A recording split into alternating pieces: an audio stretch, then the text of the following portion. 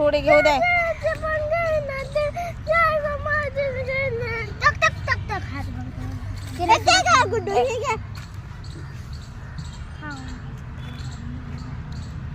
चल तिकडे आपण दुसऱ्याच बेंचवर जाऊन बसू.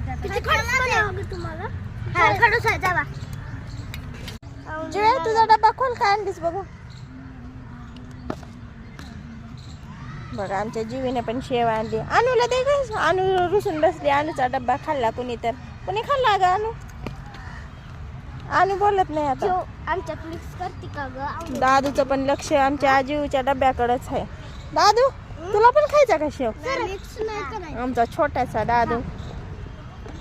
बघा ही आमच्या घरातली मुलं अशी भांडण करतात खाण्यासाठी. आणि शेव खाल्ली आणि शिल्लक राहिली थोडीशी म्हणून आमची आवनी रुसली आहे.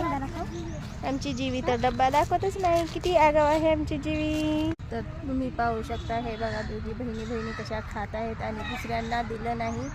आणि आता थोडंसं घेतलं तरी रुचून नसलं, कारण की ह्यांचा शेव सगळ्यांना आवडला. म्हणजे हा शेव लवर आहे. मला खूप शेव आवडते. तुम्हाला पण असं शेव आवडतं का? लसूण शेव तुम्ही नक्की कमेंट करून सांगा, कारण की आमच्या घरातली मुलं ही सगळीच मुलं आवडीने अशी शेव खातात.